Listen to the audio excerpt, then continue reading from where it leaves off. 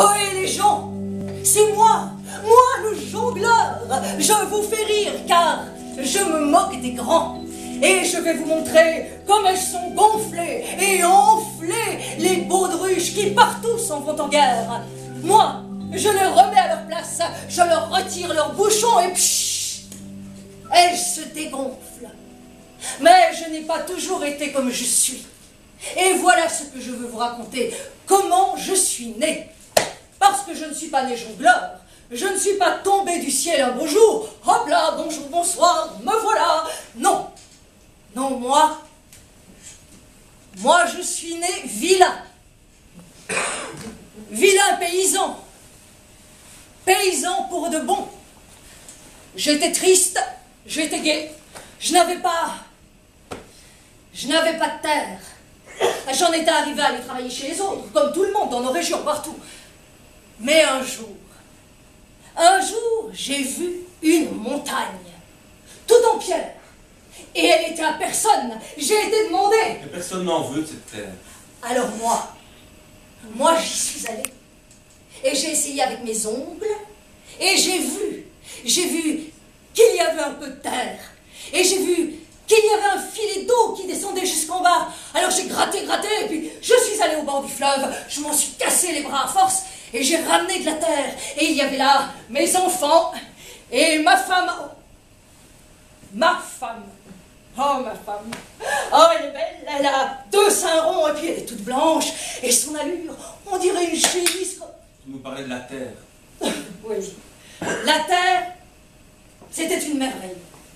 Ah, je faisais pfut et l'herbe poussait toute seule. Je plantais ma bêche et zou, un arbre poussait.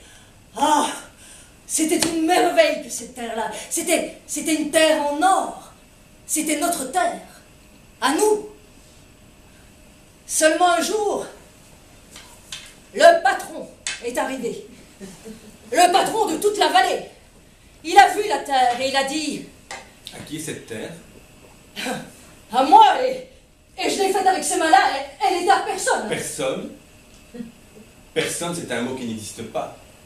Elle est à personne, donc elle est à moi. Oh ben non, elle n'est pas à toi, patron. Écoute, je suis allé chez le curé, chez le notaire, elle était à personne et moi je l'ai fait... Ça suffit! Elle est à moi. Et toi, tu vas me la donner. Je peux pas te la donner, patron, parce que si je te la donne, je devrais aller travailler chez les autres et ça, moi je n'ai pas... Mais je vais te la payer, dis-moi combien tu en veux. Mais je veux pas d'argent, parce que avec l'argent que tu vas me donner, j'aurai pas assez pour m'acheter une autre... Ça suffit!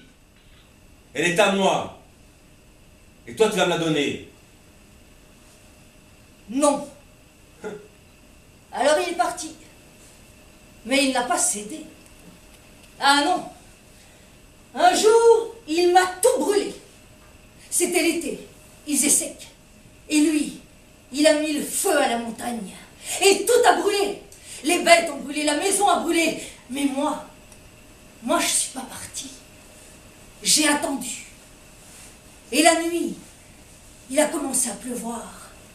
Alors eh bien moi j'ai tout nettoyé. J'ai replanté des piquets, j'ai ramené de la terre et ramené de l'eau et parce que de cet endroit je n'en veux pas bouger. Et je n'en ai pas bougé. Seulement un jour il est arrivé. Et il avait avec lui tous ses soldats. Nous, on était en train de travailler, de trimer dans les champs, ma femme et moi, avec les enfants. Et lui, il est descendu de cheval. Il a enlevé sa culotte. Il s'est approché de ma femme. Il l'a attrapée, il l'a jetée par terre, il lui a arraché ses vêtements. Moi, je me démenais, mais les soldats me tenaient. Il lui a sauté sur le dos. Et puis il l'a foutu. Il l'a foutu. Comme s'il avait foutu une vache. Avec moi et mes enfants qui regardions, les yeux grands ouverts.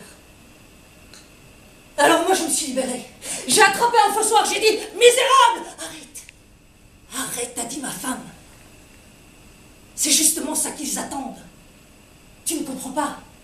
Ils attendent que tu brandisses ton bâton pour pouvoir te tuer et prendre ta terre. Ça ne sert à rien de s'en prendre à eux. Lui, il se défendrait forcément. Toi, Toi, tu es pauvre, vilain paysan.